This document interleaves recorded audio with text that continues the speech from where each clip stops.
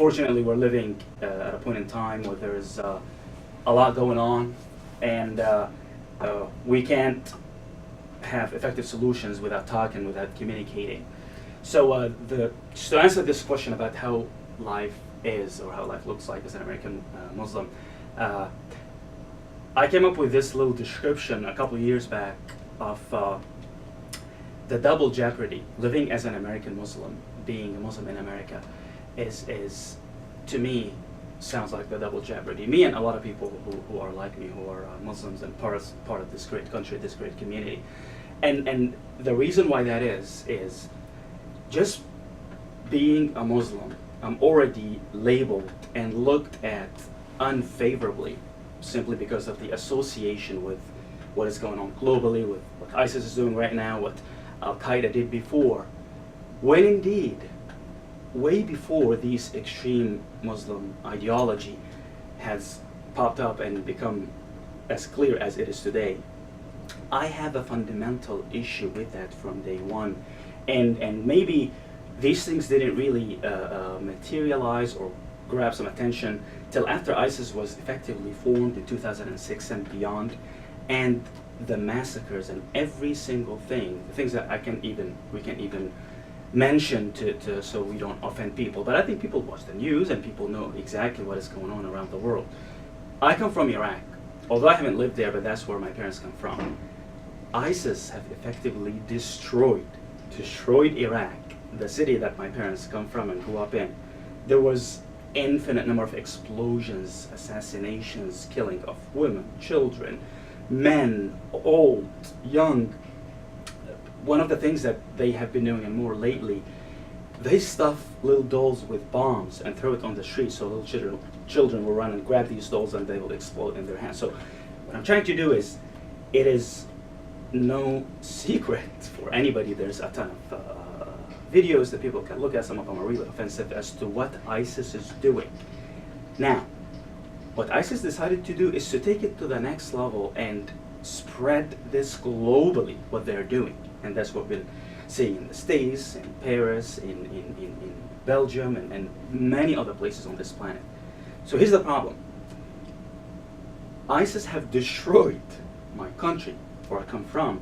Part of the reason I came to the States for my education, and I was offered a great opportunity to pursue my higher education, but also part of the reason why people like me, a lot of people decided to call America home, is we saw in America a place, a true land of opportunity, and to me, I'm truly a living example of living the American dream, where tolerance, freedom of expression is highly valued. To me, America is a set of values. It's not about a certain race or religion or background.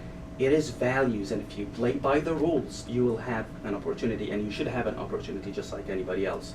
That's why I have great love and appreciation for America and what America offered me and my family. But just to go back and try to stick to the point, I am looked at automatically unfavorably just by being a Muslim, by being associated with ISIS, when indeed I have a fundamental and great difference, not just difference, and I will highlight that in a second, but what ISIS is doing in the name of my religion, the horrendous stuff that they do, I have double reason to have what I have against ISIS, because just like anybody else, if I'm in a movie theater and they blow that up, they're not going to differentiate. That bomb's going to kill everybody, regardless of who you are.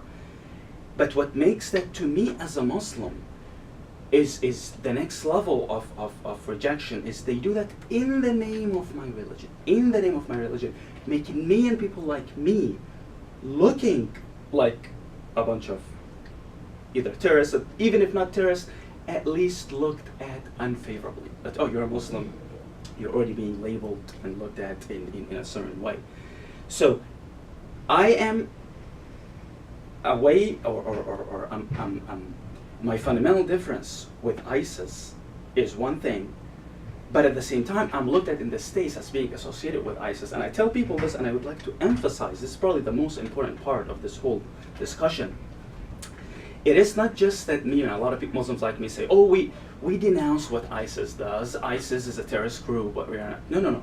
I'm not just against ISIS. People in Iraq who are like me are at the front line in the fight against ISIS. And that's what the media, unfortunately, doesn't cover it, at least to the extent they should. Right now, the surge against ISIS that started about a year later, who is at the front line fighting and dying in the fight against ISIS and to liberate Iraq from ISIS? It is Iraqis who are primarily Muslims. Iraq is a Muslim majority country, right? And although not everybody who is engaged in the fight against ISIS is Muslim, everybody, different sects of Iraq are actually engaged in this fight. But the majority, Iraq is a Muslim majority country, and the majority of people fighting ISIS are indeed Muslims. And these are the facts that nobody can deny.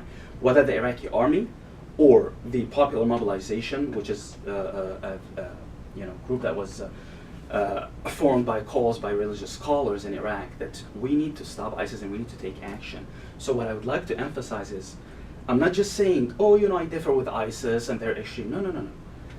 People like me are dying every day, every hour, every minute in Mosul right now, as they're trying to close down and surround ISIS, and in Ramadi before, and in Fallujah.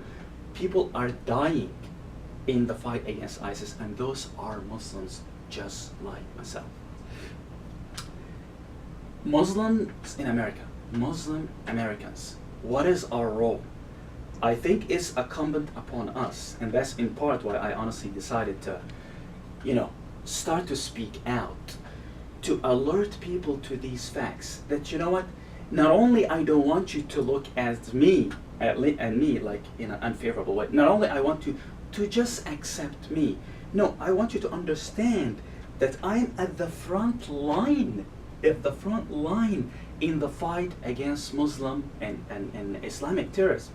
And I understand why sometimes it's offensive to stick the name of Islam into this, because truly Islam is a religion of peace, and we can talk about that maybe on a separate occasion.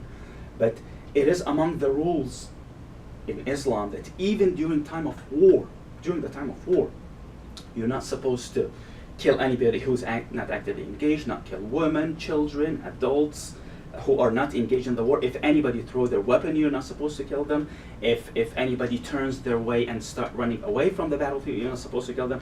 You're not supposed to kill animals. You're not supposed to kill plants on a battlefield, let alone killing people, is what ISIS does. But that's a separate talk. And what I'm trying to say is, we are not just proposing, but Muslims are indeed right now at the forefront in the fight against ISIS. So instead of people saying, let Muslims be engaged, my argument is, let the world be engaged with Muslims in Iraq right now and fight and extinguish ISIS. We're not just saying that we're against it. No, no, no. People, Muslims in Iraq, in hundreds of thousands, are actively engaged in the fight and are dying in the fight against ISIS, trying to stop and kick ISIS out of Iraq.